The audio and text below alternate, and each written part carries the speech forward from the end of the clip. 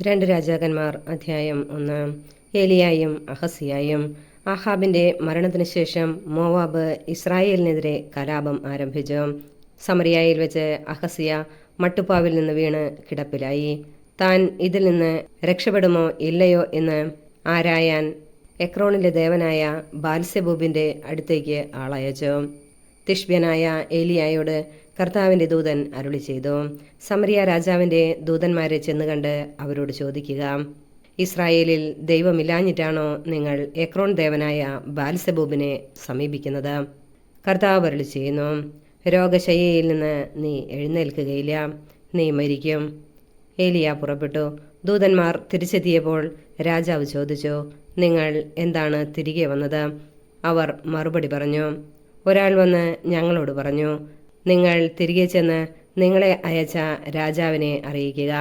കർത്താവ് അരുളി ചെയ്യുന്നു, ഇസ്രായേലിൽ ദൈവമില്ലാഞ്ഞിട്ടാണോ എക്രോൺ ദേവനായ ബാൽസെബൂബിനെ നീ സമീപിക്കുന്നത്? ഈ രോഗശയ്യയിൽ നിന്ന് നീ എഴുന്നേൽക്കുകയില്ല, നീ മരിക്കും. അവൻ ചോദിച്ചു, നിങ്ങളോട് ഇത് പറഞ്ഞയാൾ എങ്ങനെയിരുന്നു? അവർ പറഞ്ഞു, അവൻ രോമക്കുപ്പായവും തുകൽ കൊണ്ടുള്ള അരപ്പട്ടയും അണിഞ്ഞിരുന്നു. ഉടനെ രാജാവ് പറഞ്ഞു, തിഷ്ബ്യനായ ഏലിയയാണ് അവൻ. രാജാവ് 50 പേരുടെ ഗണത്തെ നായകനോടൊപ്പം ഏലിയായുടെ അടുത്തേക്ക് അയച്ചു. മലമുകളിലിരുന്ന ഏലിയായോട് നായകൻ പറഞ്ഞു, ദൈവപുരുഷ, ഇറങ്ങി വരാൻ രാജാവ് കൽപ്പിക്കുന്നു. ഏലിയ പ്രതിഭജിച്ചു, ഞാൻ ദൈവപുരുഷനാണെങ്കിൽ ആകാശത്തിൽ നിന്ന് അഗ്നി ഇറങ്ങി നിന്നെയും നിന്റെ 50 പേരെയും ദഹിപ്പിച്ചു കളയട്ടെ. ആകാശത്തിൽ നിന്ന് അഗ്നി ഇറങ്ങി അവരെ ദഹിപ്പിച്ചു. വീണ്ടും 50 പേരെ നായകനോടൊപ്പം രാജാവ് ഏലിയായുടെ അടുത്തേക്ക് അയച്ചു. നായകൻ ചെന്ന് അവനോട് പറഞ്ഞു, ദൈവപുരുഷ, ഇത് രാജാവിൻ്റെ കൽപ്പനയാണ്, വേഗം ഇറങ്ങി വരിക. ഏലിയ പറഞ്ഞു, ഞാൻ ദൈവപുരുഷനാണെങ്കിൽ ആകാശത്തിൽ നിന്ന് അഗ്നി ഇറങ്ങി നിന്നെയും നിന്റെ 50 പേരെയും ദഹിപ്പിച്ചു കളയട്ടെ. ആകാശത്തിൽ നിന്ന് ദൈവത്തിൻ്റെ അഗ്നി ഇറങ്ങി അവരെ ദഹിപ്പിച്ചു. രാജാവ് മൂന്നാമതും 50 പേരെ നായകനോടുകൂടെ അയച്ചു.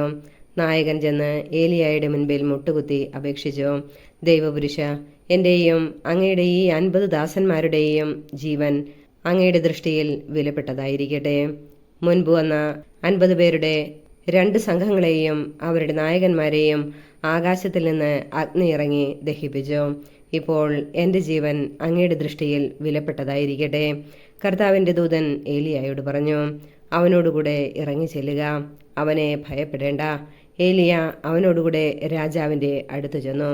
ഏലിയ രാജാവിനോട് പറഞ്ഞു, കർത്താവ് അരുളി ചെയ്യുന്നു, എക്രോൺ ദേവനായ ബാൽസെബൂബിനോട് ആരായാൻ ദൂതന്മാരെ അയച്ചതുകൊണ്ട് നീ രോഗശയ്യയിൽ നിന്ന് എഴുന്നേൽക്കുകയില്ല, നിശ്ചയമായും നീ മരിക്കും. ഇസ്രായേലിൽ ദൈവമില്ലാഞ്ഞിട്ടാണോ നീ ഇത് ചെയ്തത്? ഏലിയ വഴി കർത്താവ് അരുളി ചെയ്തതുപോലെ അവൻ മരിച്ചു. അഹസിയായിക്ക് പുത്രനില്ലാതിരുന്നതിനാൽ സഹോദരൻ യോറാം യൂദാ രാജാവായ യഹോഷാഫാത്തിന്റെ പുത്രനായ യഹോറാമിന്റെ 2ാം ഭരണവർഷത്തിൽ രാജാവായി. അഹസിയായുടെ മറ്റു പ്രവർത്തനങ്ങൾ ഇസ്രായേൽ രാജാക്കന്മാരുടെ ദിനവൃത്താന്തത്തിൽ രേഖപ്പെടുത്തിയിട്ടുണ്ടല്ലോ.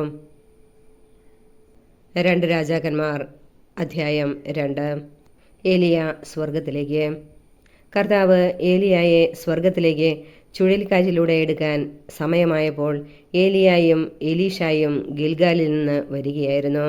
ഏലിയ എലീഷായോട് പറഞ്ഞു, ദയവായി ഇവിടെ നിൽക്കുക, കർത്താവ് എന്നെ ബഥേൽ വരെ അയച്ചിരിക്കുന്നു. എന്നാൽ എലീഷ പറഞ്ഞു, കർത്താവിനെയും അങ്ങയെയും സാക്ഷിയാക്കി ഞാൻ പറയുന്നു, ഞാൻ അങ്ങയെ വിട്ടുമാറില്ല. അങ്ങനെ അവർ ബഥേലിലേക്ക് പോയി. ബഥേലിലുണ്ടായിരുന്ന പ്രവാചകഗണം എലീഷായോട് പറഞ്ഞു, കർത്താവ് നിന്റെ യജമാനനെ ഇന്ന് നിന്നിൽ നിന്ന് എടുക്കുമെന്ന് നിനക്കറിയാമോ? അവൻ പറഞ്ഞു, ഉവ്, എനിക്കറിയാം, നിശബ്ദരായിരിക്കുവിൻ. ഏലിയ എലീഷായോട് പറഞ്ഞു, ദയവായി ഇവിടെ നിൽക്കുക, കർത്താവ് എന്നെ ജെറിക്കോയിലേക്ക് അയച്ചിരിക്കുന്നു. അവൻ പ്രതിവചിച്ചു, കർത്താവിനെയും അങ്ങയെയും സാക്ഷിയാക്കി ഞാൻ പറയുന്നു, ഞാൻ അങ്ങയെ വിട്ടുമാറില്ല. അങ്ങനെ അവർ ജെറിക്കോയിലെത്തി.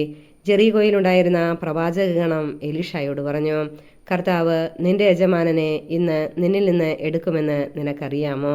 അവൻ പറഞ്ഞു, ഉവ്, എനിക്കറിയാം, നിശബ്ദരായിരിക്കുവിൻ.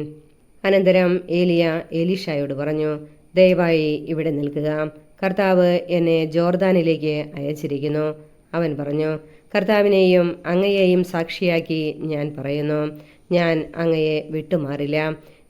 അങ്ങനെ ഇരുവരും യാത്ര തുടർന്നു.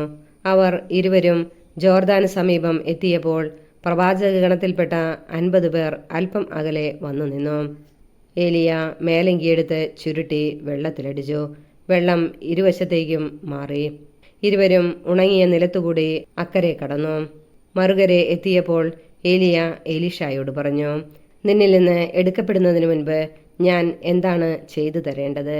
എലീഷ പറഞ്ഞു, അങ്ങയുടെ ആത്മാവിൻ്റെ ഇരട്ടിപ്പങ്ക് എനിക്ക് ലഭിക്കട്ടെ. അവൻ പറഞ്ഞു, ദുഷ്കരമായ കാര്യമാണ് നീ ചോദിച്ചത്. എങ്കിലും ഞാൻ എടുക്കപ്പെടുന്നത് നീ കാണുകയാണെങ്കിൽ നിനക്ക് അത് ലഭിക്കും, കണ്ടില്ലെങ്കിൽ ലഭിക്കുകയില്ല. അവർ സംസാരിച്ചു കൊണ്ട് പോകുമ്പോൾ അതാ ഒരു ആഗ്നേയരഥവും ആഗ്നേയ അശ്വങ്ങളും അവരെ വേർപെടുത്തി. ഏലിയ ഒരു ചുഴലിക്കാറ്റിൽ സ്വർഗത്തിലേക്ക് ഉയർന്നു. എലീഷ അത് കണ്ട് നിലവിളിച്ചു, എൻ്റെ പിതാവേ, എൻ്റെ പിതാവേ, ഇസ്രായേലിൻ്റെ രഥങ്ങളും സാരഥികളും. പിന്നെ അവൻ ഏലിയായെ കണ്ടില്ല. അവൻ വസ്ത്രം കീറി. എലീഷ പ്രവർത്തനം തുടങ്ങുന്നു. അവൻ ഏലിയായിൽ നിന്ന് വീണുകിട്ടിയ മേലങ്കിയുമായി ജോർദാന്റെ കരയിൽ ചെന്നു നിന്നു. അവൻ അത് വെള്ളത്തിന്മേൽ അടിച്ചുകൊണ്ട് പറഞ്ഞു, ഏലിയായുടെ ദൈവമായ കർത്താവ് എവിടെ?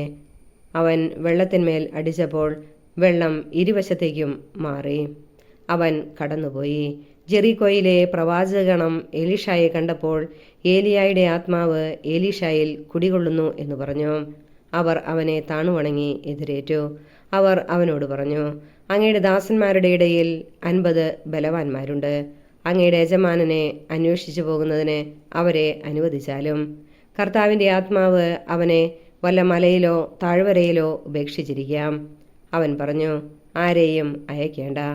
അവൻ സമ്മതിക്കുവോളം അവർ നിർബന്ധിച്ചു. അപ്പോൾ അവൻ പറഞ്ഞു, അയച്ചുകൊള്ളുവിൻ. അവർ 50 പേരെ അയച്ചു. അവർ 3 ദിവസം അന്വേഷിച്ചെങ്കിലും അവനെ കണ്ടെത്തിയില്ല. എലീഷ ജെറിക്കോയിൽ കാത്തു നിൽക്കുമ്പോൾ അവർ മടങ്ങി വന്നു. അവൻ അവരോട് പറഞ്ഞു, പോകേണ്ട എന്ന് ഞാൻ പറഞ്ഞതല്ലേ? നഗരവാസികൾ എലീഷായോട് പറഞ്ഞു, അങ്ങ് കാണുന്നില്ലേ, ഈ പട്ടണം ജീവിക്കാൻ പറ്റിയതാണ്. എന്നാൽ വെള്ളം മലിനവും നാട് ഫലശൂന്യവുമാണ്. ഒരു പുതിയ പാത്രം കൊണ്ടുവന്ന് അതിൽ ഉപ്പിടുവിൻ എന്ന് അവൻ പറഞ്ഞു. അവർ അങ്ങനെ ചെയ്തു. അവൻ ഉറവയ്ക്ക് അടുത്തു ചെന്ന് ഉപ്പ് അതിലിട്ടുകൊണ്ട് പറഞ്ഞു, കർത്താവ് അരുളി ചെയ്യുന്നു, ഞാൻ ഈ വെള്ളം ശുദ്ധീകരിച്ചിരിക്കുന്നു. ഇനി ഇത് മരണത്തിനോ ഫലശൂന്യതയ്ക്കോ കാരണമാവുകയില്ല. എലീഷായുടെ വചനമനുസരിച്ച് ആ വെള്ളം ഇന്നും ശുദ്ധമാണ്. അവൻ അവിടെ നിന്ന് ബഥേലിലേക്ക് പോയി. മാർഗമധ്യേ പട്ടണത്തിൽ നിന്ന് വന്ന ചില ബാലന്മാർ അവനെ പരിഹസിച്ചു. കഷണ്ടി തലയാ, ഓടിക്കോ. അവൻ തിരിഞ്ഞു നോക്കി അവരെ കണ്ടു. കർത്താവിൻ്റെ നാമത്തിൽ അവരെ ശപിച്ചു. കാട്ടിൽ നിന്ന് 2 പെൺകരടികൾ ഇറങ്ങി വന്ന് 42 ബാലന്മാരെ ചീന്തിക്കീറി. അവിടെ നിന്ന് അവൻ കാർമൽ മലയിലേക്കും തുടർന്ന് സമരിയായിലേക്കും പോയി. 1 രാജാക്കന്മാർ അധ്യായം 3. ഇസ്രായേലും മോവാബ്യരും തമ്മിൽ യുദ്ധം. യൂദാ രാജാവായ യഹോഷാഫാത്തിന്റെ 18-ാം ഭരണവർഷം ആഹാബിന്റെ മകൻ യോറാം സമറിയായിൽ ഇസ്രായേൽ രാജാവായി. അവൻ 12 വർഷം ഭരിച്ചു. അവൻ കർത്താവിന്റെ മുൻപിൽ തിന്മ പ്രവർത്തിച്ചു. എങ്കിലും മാതാപിതാക്കന്മാരെ പോലെ ആയിരുന്നില്ല. പിതാവുണ്ടാക്കിയ ബാൽസ്തംഭം അവൻ എടുത്തു കളഞ്ഞു. നെബാത്തിന്റെ മകൻ ജെറോബവാം ഇസ്രായേലിനെ കൊണ്ട് ചെയ്യിച്ച പാപം അവനും ആവർത്തിച്ചു. അതിൽ നിന്ന് പിന്മാറിയില്ല. മോവാബ് രാജാവായ മേഷായിക്ക് ധാരാളം ആടുകളുണ്ടായിരുന്നു. അവൻ ഇസ്രായേൽ രാജാവിന് 100,000 കുഞ്ഞാടുകളും 100,000 മുട്ടാടുകളുടെ രോമവും വർഷം തോറും കൊടുക്കേണ്ടിയിരുന്നു. ആഹാബ് മരിച്ചപ്പോൾ മോവാബ് രാജാവ് ഇസ്രായേൽ രാജാവുമായി കലഹിച്ചു. അപ്പോൾ യോറാം രാജാവ് സമറിയായിൽ നിന്ന് വന്ന് ഇസ്രായേൽക്കാരെയെല്ലാം ഒന്നിച്ചുകൂട്ടി. അവൻ യൂദാ രാജാവായ യഹോഷാഫാത്തിന് സന്ദേശമയച്ചു, മോവാബ് രാജാവ് എന്നെ എതിർക്കുന്നു. അവനെതിരെ യുദ്ധം ചെയ്യാൻ നീ എന്നോടൊപ്പം വരുമോ? അവൻ പറഞ്ഞു, ഞാൻ വരാം.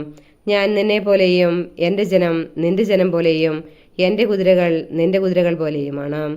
അവൻ ചോദിച്ചു, ഏതു വഴിക്കാണ് നാം നീങ്ങേണ്ടത്? യോറാം പറഞ്ഞു, ഏതോ മരുഭൂമിയിലൂടെ പോകാം. അങ്ങനെ യൂദാ രാജാവിനോടും ഏദോം രാജാവിനോടും കൂടെ ഇസ്രായേൽ രാജാവ് പുറപ്പെട്ടു. വളഞ്ഞ വഴിക്കുള്ള 7 ദിവസത്തെ യാത്ര കഴിഞ്ഞപ്പോൾ സൈന്യത്തിനും മൃഗങ്ങൾക്കും വെള്ളം ഇല്ലാതായി. ഇസ്രായേൽ രാജാവ് പറഞ്ഞു, കഷ്ടം! കർത്താവ് ഈ 3 രാജാക്കന്മാരെയും മോവാബ്യരുടെ കയ്യിൽ ഏൽപ്പിച്ചു കൊടുക്കാൻ വിളിച്ചിരിക്കുന്നല്ലോ. യഹോഷാഫാത്ത് ചോദിച്ചു, കർത്താവിൻ്റെ ഹിതമാരായേണ്ടതിന് അവിടുത്തെ ഒരു പ്രവാചകൻ ഇവിടെയില്ലേ? ഇസ്രായേൽ രാജാവിൻ്റെ ഒരു സേവകൻ പറഞ്ഞു, ഏലിയായുടെ കയ്യിൽ വെള്ളം പകർന്നവനും ഷാഫാത്തിൻ്റെ മകനുമായ എലീഷ ഉണ്ട്. യഹോഷാഫാത്ത് പറഞ്ഞു, കർത്താവിൻ്റെ വചനം അവനോടുകൂടെയുണ്ട്. ഇസ്രായേൽ രാജാവും യഹോഷാഫാത്തും ഏദോം രാജാവും അവൻ്റെ അടുത്തേക്ക് പോയി. എലീഷ ഇസ്രായേൽ രാജാവിനോട് പറഞ്ഞു, നിനക്ക് എന്തിനാണ് എൻ്റെ സഹായം? നിന്റെ പിതാക്കന്മാരുടെ പ്രവാചകന്മാരെ സമീപിക്കൂ. എന്നാൽ ഇസ്രായേൽ രാജാവ് പ്രതിവചിച്ചു, ഇല്ല, ഈ 3 രാജാക്കന്മാരെ മോവാബ്യരുടെ കയ്യിൽ ഏൽപ്പിക്കേണ്ടതിന് വിളിച്ചിരിക്കുന്നത് കർത്താവാണ്. എലീഷ പറഞ്ഞു, ഞാൻ സേവിക്കുന്ന സൈന്യങ്ങളുടെ കർത്താവാണ് യൂദാ രാജാവായ യഹോഷാഫാത്തിനെ പ്രതി, അല്ലെങ്കിൽ ഞാൻ നിങ്ങളെ നോക്കുക പോലും ചെയ്യുകയില്ലായിരുന്നു. ഒരു ഗായകനെ എൻ്റെ അടുക്കൽ കൊണ്ടുവരിക. ഗായകൻ പാടിയപ്പോൾ കർത്താവിൻ്റെ ശക്തി എലീഷായുടെ മേൽ ആവസിച്ചു. അവൻ പറഞ്ഞു, കർത്താവ് അരുളി ചെയ്യുന്നു, ഈ വരണ്ട അരുവിത്തടം ജലം കൊണ്ട് നിറയും. നീയും കാലിക്കൂട്ടവും മൃഗങ്ങളും അത് കുടിക്കും. കർത്താവിന് ഇത് നിസ്സാരമാണ്. അവിടുന്ന് മോവാബ്യരെ നിന്റെ കയ്യിൽ ഏൽപ്പിക്കുകയും ചെയ്യും. സുശക്ത നഗരങ്ങളും മുന്തിയ പട്ടണങ്ങളും നിങ്ങൾ അധീനമാക്കും. ഫലവൃക്ഷങ്ങൾ നിങ്ങൾ വെട്ടിവീഴ്ത്തും. നീരൊഴുക്കുകൾ തടയും. നല്ല നിലങ്ങൾ കല്ലുകൊണ്ട് മൂടും. പിറ്റേ ദിവസം പ്രഭാതബലിക്ക് സമയമായപ്പോൾ ഏദോം ദിക്കിൽ നിന്ന് വെള്ളം വന്ന് അവിടെ നിറഞ്ഞു.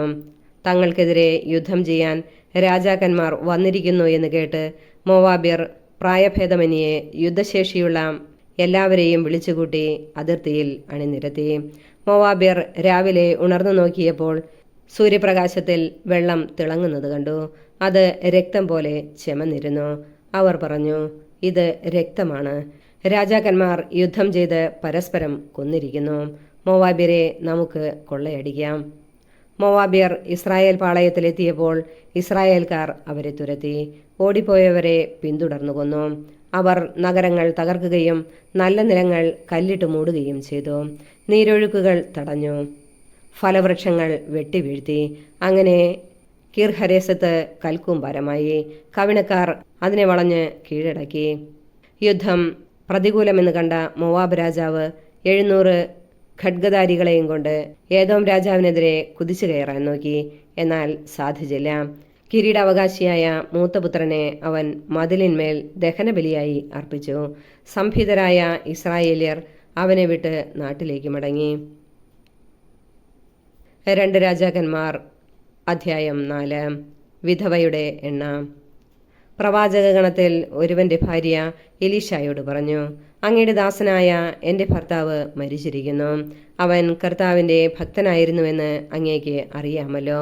അവന് കടം കൊടുത്തവർ ഇതാ എൻ്റെ കുട്ടികൾ 2 പേരെയും അടിമകളാക്കാൻ വന്നിരിക്കുന്നു. എലീഷ അവളോട് പറഞ്ഞു, ഞാൻ നിനക്ക് വേണ്ടി എന്തു ചെയ്യണം? പറയുക. നിന്റെ വീട്ടിൽ എന്തുണ്ട്? അവൾ പറഞ്ഞു, ഈ ദാസിയുടെ വീട്ടിൽ ഒരു ഭരണി എണ്ണയല്ലാതെ മറ്റൊന്നുമില്ല. അവൻ പറഞ്ഞു, നീ ചെന്ന് അയൽക്കാരിൽ നിന്ന് ഒഴിഞ്ഞ പാത്രങ്ങൾ ധാരാളം ശേഖരിക്കുക. പിന്നെ നീയും നിന്റെ പുത്രന്മാരും അകത്ത് കടന്ന് പാത്രങ്ങളിൽ എണ്ണ പകരുക. നിറയുന്നത് മാറ്റിവയ്ക്കുക. അവൾ വീട്ടിൽ ചെന്ന് പുത്രന്മാരെ അകത്ത് വിളിച്ച് വാതിലടച്ചു. അവൾ പകരുകയും അവർ പാത്രങ്ങൾ എടുത്തു കൊടുക്കുകയും ചെയ്തു. പാത്രങ്ങൾ നിറഞ്ഞപ്പോൾ അവൾ പുത്രനോട്, ഇനിയും കൊണ്ടുവരിക എന്ന് പറഞ്ഞു. ഇനി പാത്രമില്ലെന്ന് അവൻ പറഞ്ഞപ്പോൾ എണ്ണയുടെ ഒഴുക്ക് നിലച്ചു. അവൾ ദൈവപുരുഷന്റെ അടുത്ത് ചെന്ന് വിവരം അറിയിച്ചപ്പോൾ അവൻ പറഞ്ഞു, പോയി എണ്ണ വിറ്റ് കടം വീട്ടുക. ശേഷിക്കുന്നതുകൊണ്ട് നീയും പുത്രന്മാരും ഉപജീവനം കഴിക്കുക. ശൂനേംകാരിയുടെ മകൻ. ഒരിക്കൽ എലീഷ ശൂനേമിൽ ചെന്നപ്പോൾ ഒരു ധനിക അവനെ ഭക്ഷണത്തിന് ക്ഷണിച്ചു. ആ വഴി കടന്നു പോകുമ്പോഴെല്ലാം അവൻ ഭക്ഷണത്തിന് ആ വീട്ടിൽ ചെല്ലുക പതിവായി. അവൾ ഭർത്താവിനോട് പറഞ്ഞു, ഇതിലെ പോകാറുള്ള ആ മനുഷ്യൻ ഒരു ദൈവപുരുഷനാണ്. നമുക്ക് മട്ടുപാവിൽ ചെറിയ ഒരു മുറിയുണ്ടാക്കി അതിൽ കിടക്കയും മേശയും കസേരയും വിളക്കും വയ്ക്കാം. വരുമ്പോഴൊക്കെ അവന് അവിടെ വിശ്രമിക്കാമല്ലോ. ഒരിക്കൽ അവൻ അവിടെ വിശ്രമിക്കുകയായിരുന്നു. ശൂനേംകാരിയെ വിളിക്കാൻ അവൻ തൻ്റെ ഭൃത്യൻ ഗെഹസിയോട് പറഞ്ഞു. അവൻ വിളിച്ചപ്പോൾ അവൾ വന്ന് മുൻപിൽ നിന്നു. എലീഷ ഭൃത്യനോട് പറഞ്ഞു, അവളോട് പറയുക, നീ ഞങ്ങൾക്ക് വേണ്ടി എത്ര ബുദ്ധിമുട്ടി. ഞങ്ങൾ എന്താണ് നിനക്ക് വേണ്ടി ചെയ്യേണ്ടത്? രാജാവിനോടോ സൈന്യാധിപനോടോ ശുപാർശ ചെയ്യണമോ? അവൾ പറഞ്ഞു, ഞാൻ വസിക്കുന്നത് എൻ്റെ ജനത്തിൻ്റെ കൂടെയാണ്. എലീഷ പറഞ്ഞു, അവൾക്ക് വേണ്ടി എന്താണ് ചെയ്യേണ്ടത്? ഗെഹസി പറഞ്ഞു, അവൾക്ക് മക്കളില്ല, ഭർത്താവ് വൃദ്ധനുമാണ്. അവൻ പറഞ്ഞു, അവളെ വിളിക്കുക. വിളിച്ചപ്പോൾ അവൾ വാതിൽക്കൽ വന്നു നിന്നു. എലീഷ പറഞ്ഞു, അടുത്ത വർഷം ഈ സമയത്ത് നീ ഒരു പുത്രനെ താലോലിക്കും. അവൾ പറഞ്ഞു, ഇല്ല ദൈവപുരുഷ പ്രഭോ, ഈ ദാസിയോട് വ്യാജം പറയരുതേ. എലീഷ പറഞ്ഞതുപോലെ അവൾ ഗർഭം ധരിച്ച് അടുത്ത വസന്തത്തിൽ ഏകദേശം ആ സമയത്ത് ഒരു പുത്രനെ പ്രസവിച്ചു. കുട്ടി വളർന്നു. ഒരു ദിവസം അവൻ കൊയ്ത്തുകാരോടുകൂടെയായിരുന്ന പിതാവിൻ്റെ അടുത്തേക്ക് ചെന്നു. അവൻ പറഞ്ഞു, അയ്യോ എൻ്റെ തല വേദനിക്കുന്നു. പിതാവ് ഭൃത്യനോട് പറഞ്ഞു, അവനെ അമ്മയുടെ അടുക്കൽ കൊണ്ടുപോയി ആക്കൂ. അവൻ കുട്ടിയെ എടുത്ത് അമ്മയുടെ അടുക്കലാക്കി. ഉച്ചവരെ കുട്ടി അമ്മയുടെ മടിയിൽ ഇരുന്നു. പിന്നെ അവൻ മരിച്ചു. അവൾ അവനെ മുകളിൽ കൊണ്ടുചെന്ന് ദൈവപുരുഷന്റെ കിടക്കയിൽ കിടത്തിയതിനു ശേഷം വാതിലടച്ച് പുറത്തു പോന്നു.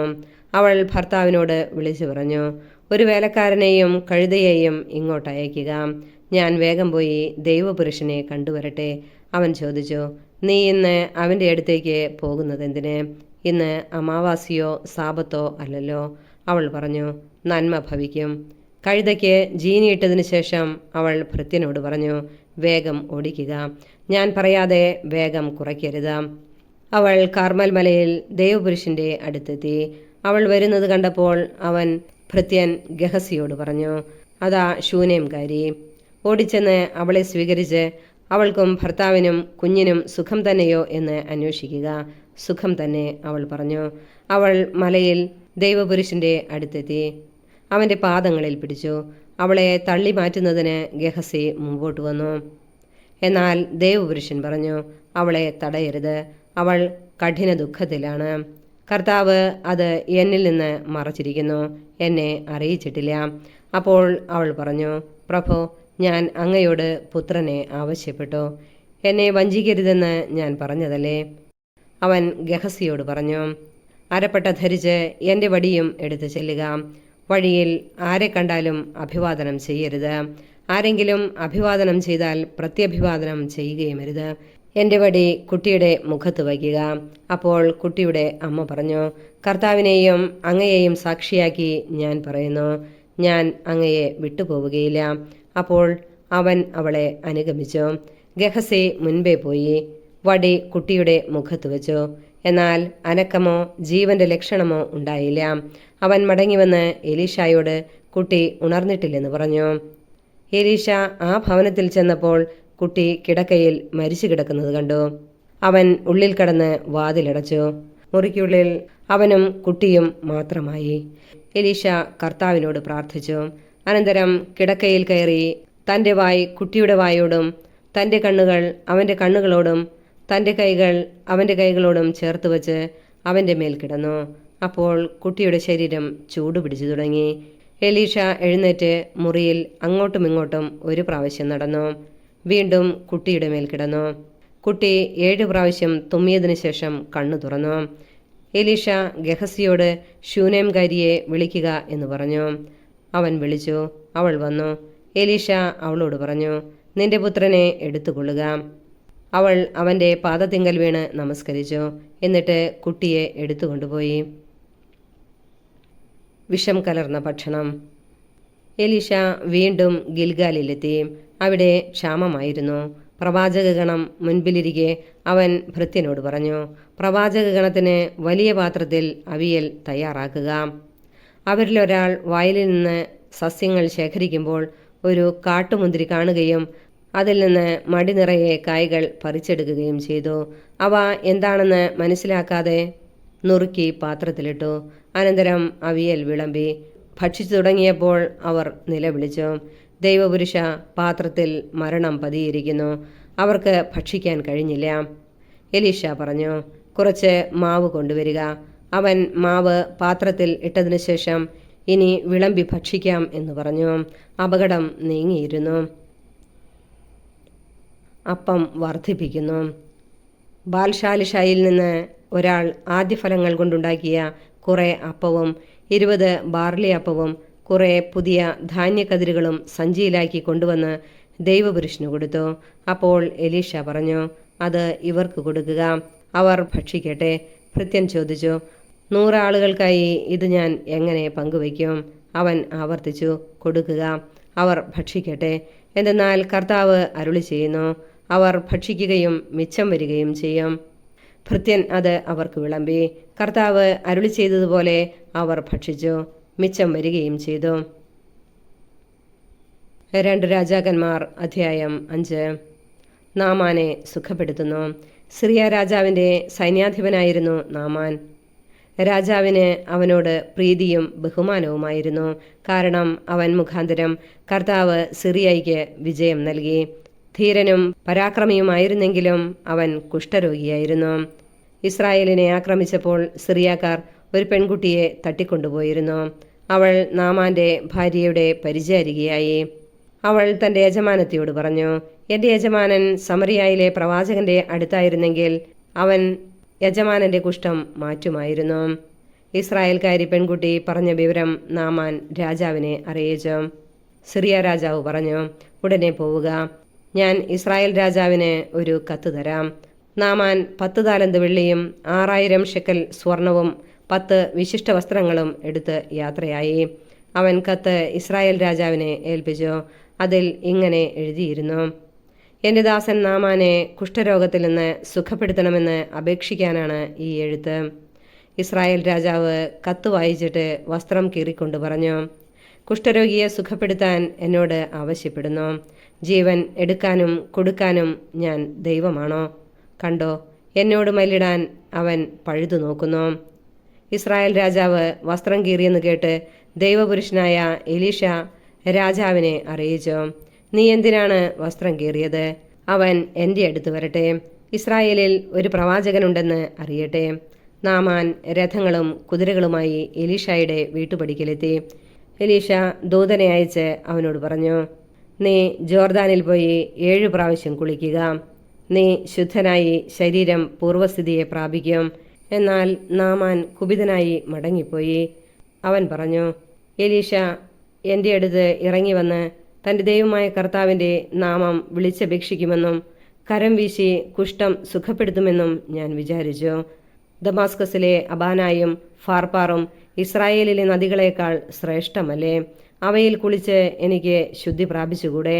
അങ്ങനെ അവൻ ക്രുദ്ധനായി അവിടെ നിന്ന് തിരിച്ചുപോയി. എന്നാൽ ഭൃത്യന്മാർ അടുത്തു ചെന്ന് പറഞ്ഞു, പിതാവേ, പ്രവാചകൻ ഭാരിച്ചൊരു കാര്യമാണ് കൽപ്പിച്ചിരുന്നതെങ്കിൽ അങ്ങ് ചെയ്യുമായിരുന്നില്ലേ? അപ്പോൾ കുളിച്ച് ശുദ്ധനാകുക എന്ന് പറയുമ്പോൾ എത്രയോ കൂടുതൽ താല്പര്യത്തോടെ അങ്ങ് അത് ചെയ്യേണ്ടതാണ്. അങ്ങനെ ദൈവപുരുഷന്റെ വാക്കനുസരിച്ച് അവൻ ജോർദാനിലിറങ്ങി 7 പ്രാവശ്യം മുങ്ങി. അവൻ സുഖം പ്രാപിച്ചു, ശരീരം ശിശുവിൻ്റേതുപോലെയായി. അവൻ ഭൃത്യന്മാരോടൊത്ത് ദൈവപുരുഷന്റെ അടുത്ത് തിരിച്ചു ചെന്ന് പറഞ്ഞു, ഭൂമിയിൽ ഇസ്രായേലിൻ്റേതല്ലാതെ മറ്റൊരു ദൈവമില്ലെന്ന് ഞാൻ ഇപ്പോൾ അറിയുന്നു. അങ്ങയുടെ ദാസനിൽ നിന്ന് ഒരു സമ്മാനം സ്വീകരിച്ചാലും. എലീഷ പറഞ്ഞു, ഞാൻ സേവിക്കുന്ന കർത്താവാണ്, ഞാൻ സ്വീകരിക്കുകയില്ല. നാമാൻ നിർബന്ധിച്ചെങ്കിലും അവൻ വഴങ്ങിയില്ല. അപ്പോൾ നാമാൻ പറഞ്ഞു, സ്വീകരിക്കുകയില്ലെങ്കിൽ 2 കഴുതച്ചുമട് മണ്ണ് തരണമെന്ന് ഞാൻ യാചിക്കുന്നു. ഇനിമേൽ കർത്താവിനല്ലാതെ മറ്റൊരു ദൈവത്തിനും അങ്ങയുടെ ദാസൻ ദഹനബലിയോ കാഴ്ചയോ അർപ്പിക്കുകയില്ല. കർത്താവ് ഒരു കാര്യത്തിൽ ഈ ദാസനോട് ക്ഷമിക്കട്ടെ. എൻ്റെ യജമാനൻ എൻ്റെ കയ്യിൽ ചാരിക്കൊണ്ട് റിമ്മോൺ ക്ഷേത്രത്തിൽ ആരാധനയ്ക്ക് പോവുകയും ഞാൻ അവിടെ വണങ്ങുകയും ചെയ്യുമ്പോൾ കർത്താവ് അത് എന്നോട് ക്ഷമിക്കട്ടെ. എലീഷ പറഞ്ഞു, സമാധാനമായി പോവുക. നാമാൻ കുറച്ചു ദൂരം പോയി. അപ്പോൾ ദൈവപുരുഷനായ എലീഷയുടെ ഭൃത്യൻ ഗഹസി ചിന്തിച്ചു, എൻ്റെ യജമാനൻ സിറിയക്കാരനായ നാമാൻ കൊണ്ടുവന്നതൊന്നും സ്വീകരിക്കാതെ വിട്ടയച്ചിരിക്കുന്നു. കർത്താവാണെ, ഞാൻ അവൻ്റെ പിറകെ ചെന്ന് അവനോട് എന്തെങ്കിലും വാങ്ങും. ഗഹസി നാമാനെ പിന്തുടർന്നു. പിറകെ ഒരാൾ ഓടി വരുന്നത് കണ്ട് നാമാൻ അവനെ സ്വീകരിക്കാൻ രഥത്തിൽ നിന്നിറങ്ങി കാര്യം തിരക്കി. അവൻ പറഞ്ഞു, എല്ലാം ശുഭം തന്നെ. എഫ്രായിം മലനാട്ടിൽ നിന്ന് പ്രവാചകഗണത്തിൽപ്പെട്ട 2 ചെറുപ്പക്കാർ ഇപ്പോൾ എൻ്റെ അടുക്കൽ വന്നിരിക്കുന്നു. അവർക്ക് 1 താലന്ത് വെള്ളിയും 2 വിശേഷ വസ്ത്രങ്ങളും തന്നയക്കണമെന്ന് അപേക്ഷിക്കുന്നു എന്ന് യജമാനൻ പറഞ്ഞയച്ചിരിക്കുന്നു. 2 താലന്ത് സ്വീകരിച്ചാലും എന്ന് നാമാൻ അവനെ നിർബന്ധിച്ചു. അവൻ 2 താലന്ത് വെള്ളിയും 2 വിശേഷ വസ്ത്രങ്ങളും സഞ്ചിയിലാക്കി 2 ഭൃത്യന്മാരുടെ തോളിൽ വച്ചുകൊടുത്തു. അവർ അത് ചുമന്നുകൊണ്ട് ഗഹസിയുടെ മുൻപേ നടന്നു. മലയിൽ എത്തിയപ്പോൾ അവൻ അത് വാങ്ങി വീട്ടിനുള്ളിൽ വച്ചതിനു ശേഷം ഭൃത്യന്മാരെ തിരിച്ചയച്ചു. അവൻ അകത്ത് തൻ്റെ മുൻപിൽ വന്നപ്പോൾ എലീഷ ചോദിച്ചു, ഗഹസി, നീ എവിടെയായിരുന്നു? അവൻ പറഞ്ഞു, അങ്ങയുടെ ദാസൻ എങ്ങും പോയില്ല. എന്നാൽ എലീഷ പറഞ്ഞു, അവൻ നിന്നെ സ്വീകരിക്കാൻ രഥത്തിൽ നിന്ന് ഇറങ്ങിയപ്പോൾ എൻ്റെ ആത്മാവ് അവിടെ ഉണ്ടായിരുന്നില്ലേ? പണം, വസ്ത്രം, ഒലിവുതോട്ടങ്ങൾ, മുന്തിരിത്തോട്ടങ്ങൾ, ആടുമാടുകൾ, ദാസീദാസന്മാർ ഇവയൊക്കെ സ്വീകരിക്കാനുള്ള സമയമായിരുന്നോ അത്? നാമാന്റെ കുഷ്ഠം നിനക്കും നിന്റെ സന്തതികൾക്കും എന്നേക്കുമായി വന്നു ചേരും. അങ്ങനെ അവൻ കുഷ്ഠരോഗിയായി മഞ്ഞുപോലെ വെളുത്ത് എലീഷയുടെ സന്നിധി വിട്ടുപോയി. 2 രാജാക്കന്മാർ അധ്യായം 6. കോടാലി പൊക്കിയെടുക്കുന്നു. പ്രവാചകഗണം എലീഷയോട് പറഞ്ഞു, അങ്ങയുടെ സംരക്ഷണത്തിൽ ഞങ്ങൾ താമസിക്കുന്ന ഈ സ്ഥലം വളരെ പരിമിതമാണ്. നമുക്ക് ജോർദാൻ അരികെ ചെന്ന് ഓരോ മരം വെട്ടി അവിടെ ഒരു പാർപ്പിടം പണിയാം. അവൻ മറുപടി പറഞ്ഞു, പൊയ്ക്കൊള്ളുവിൻ. അപ്പോൾ അവരിൽ ഒരുവൻ പറഞ്ഞു, ദയവായി അങ്ങും ഈ ദാസന്മാരോടുകൂടെ വരണം. വരാം, അവൻ സമ്മതിച്ചു. അവൻ അവരോടുകൂടെ പോയി. അവർ ജോർദാനിലെത്തി മരം മുറിച്ചു. തടി വെട്ടിക്കൊണ്ടിരിക്കുമ്പോൾ ഒരാളുടെ കോടാലി ഊരി വെള്ളത്തിൽ വീണു. അയ്യോ യജമാനനെ, അത് കടം വാങ്ങിയതാണ് എന്ന് അവൻ നിലവിളിച്ചു. എവിടെയാണ് അത് വീണത്? ദേവപുരുഷൻ ചോദിച്ചു. സ്ഥലം കാണിച്ചു കൊടുത്തപ്പോൾ അവൻ ഒരു കമ്പ് വെട്ടിയെടുത്ത് അവിടേക്ക് എറിഞ്ഞു. അപ്പോൾ ഇരുമ്പ് പൊങ്ങി വന്നു. അതെടുക്കുക, എലീഷ പറഞ്ഞു. അവൻ കൈനീട്ടി അതെടുത്തു. സിറിയയെ തോൽപ്പിക്കുന്നു.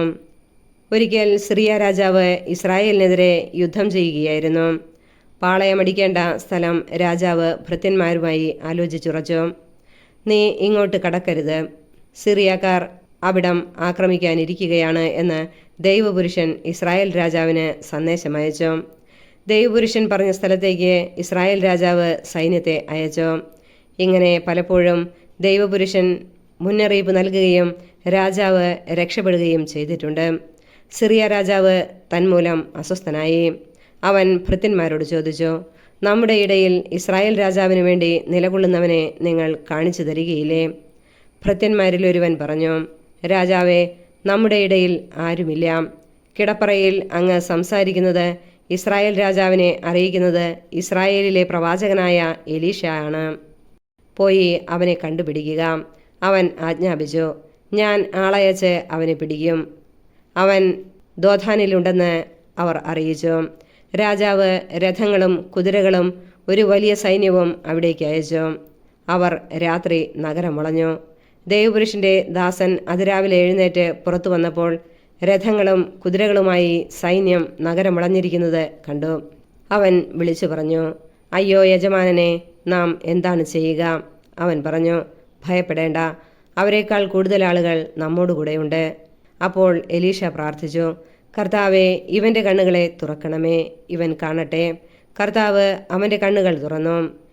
എലീഷയ്ക്ക് ചുറ്റും മല ആഗ്നേയ രഥങ്ങളും കുതിരകളും കൊണ്ട് നിറഞ്ഞിരിക്കുന്നത് അവൻ കണ്ടു. സിറിയക്കാർ തനിക്കെതിരെ വന്നപ്പോൾ എലീഷ കർത്താവിനോട് പ്രാർത്ഥിച്ചു, ഇവരുടെ കണ്ണുകളെ അന്ധമാക്കണമേ. എലീഷയുടെ പ്രാർത്ഥനയനുസരിച്ച് അവിടുന്ന് അവരുടെ കണ്ണുകളെ അന്ധമാക്കി. അപ്പോൾ എലീഷ അവരോട് പറഞ്ഞു, വഴി ഇതല്ല, പട്ടണവും ഇതല്ല, എന്നെ അനുഗമിക്കുക. നിങ്ങൾ അന്വേഷിക്കുന്നവൻ്റെ അടുത്തേക്ക് ഞാൻ നിങ്ങളെ കൊണ്ടുപോകാം. അവൻ അവരെ സമറിയായിലേക്ക് നയിച്ചു. അവർ സമറിയായിൽ പ്രവേശിച്ചയുടനെ എലീഷ പ്രാർത്ഥിച്ചു, കർത്താവെ, ഇവരുടെ കണ്ണുകൾ തുറക്കണമേ, ഇവർ കാണട്ടെ. കർത്താവ് അവരുടെ കണ്ണുകൾ തുറന്നു. തങ്ങൾ സമറിയായുടെ മധ്യത്തിലാണെന്ന് അവർ കണ്ടു. അവരെ കണ്ടപ്പോൾ ഇസ്രായേൽ രാജാവ് എലീഷയോട് പറഞ്ഞു, എൻ്റെ പിതാവേ, ഞാൻ ഇവരെ കൊന്നുകളയട്ടെ. അവൻ പറഞ്ഞു, അവരെ കൊല്ലരുത്. നിങ്ങൾ വാളും വില്ലും കൊണ്ട് പിടിച്ചടക്കിയവരെ കൊല്ലുമോ? അവർക്ക് ഭക്ഷണപാനീയങ്ങൾ കൊടുക്കുക. അവർ ഭക്ഷിച്ച് സ്വന്തം യജമാനൻ്റെ അടുത്തേക്ക് പോകട്ടെ.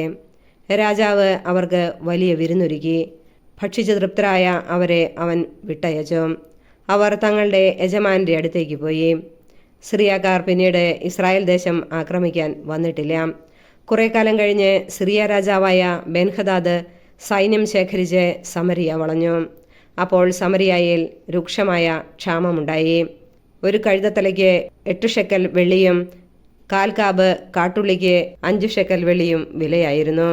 ഇസ്രായേൽ രാജാവ് കോട്ടമേൽ നടക്കുമ്പോൾ ഒരുവൾ വിളിച്ചു പറഞ്ഞു, പ്രഭോ, രാജാവെ സഹായിക്കണമേ. അവൻ പറഞ്ഞു, കർത്താവ് സഹായിക്കുന്നില്ലെങ്കിൽ എനിക്കെങ്ങനെ കഴിയും? എൻ്റെ കയ്യിൽ ധാന്യമോ മുന്തിരിയോ ഉണ്ടോ? രാജാവ് ചോദിച്ചു, എന്താണ് നിന്റെ പ്രശ്നം? അവൾ ഉണർത്തിച്ചു. ഇവൾ എന്നോട് പറഞ്ഞു, നിന്റെ മകനെ കൊണ്ടുവരിക. ഇന്ന് നമുക്കവനെ ഭക്ഷിക്കാം, നാളെ എൻ്റെ മകനെ ഭക്ഷിക്കാം. അങ്ങനെ ഞങ്ങൾ എൻ്റെ മകനെ വേവിച്ചു തിന്നു. അടുത്ത ദിവസം ഞാൻ അവളോട്, നിന്റെ മകനെ കൊണ്ടുവരിക, നമുക്ക് അവനെ തിന്നാം എന്ന് പറഞ്ഞു. എന്നാൽ അവൾ അവനെ ഒളിപ്പിച്ചു കളഞ്ഞു. അവൾ ഇത് പറഞ്ഞപ്പോൾ രാജാവ് വസ്ത്രം കീറി. അവൻ കോട്ടമേൽ നടക്കുകയായിരുന്നു. ജനം നോക്കിയപ്പോൾ രാജാവ് അടിയിൽ ചാക്കുവസ്ത്രം ധരിച്ചിരിക്കുന്നു. രാജാവ് പറഞ്ഞു, ഷാഫാത്തിൻ്റെ പുത്രൻ എലീഷായുടെ തല ഇന്നു മുതൽ കഴുത്തിൽ ശേഷിച്ചാൽ കർത്താവ് എന്നെ ശിക്ഷിക്കട്ടെ. എലീഷ ശ്രേഷ്ഠന്മാരോടൊപ്പം വീട്ടിൽ ഇരിക്കുകയായിരുന്നു. രാജാവ് ഒരുവനെ പറഞ്ഞയച്ചു. അവൻ വന്നെത്തുന്നതിന് മുൻപ് എലീഷ ശ്രേഷ്ഠന്മാരോട് പറഞ്ഞു, ആ കൊലയാളി എൻ്റെ തല ഛേദിക്കാൻ ആളയച്ചിരിക്കുന്നത് കണ്ടോ? ദൂതൻ വരുമ്പോൾ വാതിലടച്ച് അവനെ തടഞ്ഞു നിർത്തുവിൻ. അവൻ്റെ യജമാനൻ്റെ കാലടി ശബ്ദമല്ലേ പിന്നിൽ കേൾക്കുന്നത്. അവൻ സംസാരിച്ചു കൊണ്ടിരിക്കെ തന്നെ രാജാവ് വന്ന് അവനോട് പറഞ്ഞു, ഈ ദുരിതം കർത്താവ് വരുത്തിയതാണ്. ഞാൻ ഇനി എന്തിന് കർത്താവിൻ്റെ സഹായം കാത്തിരിക്കണം?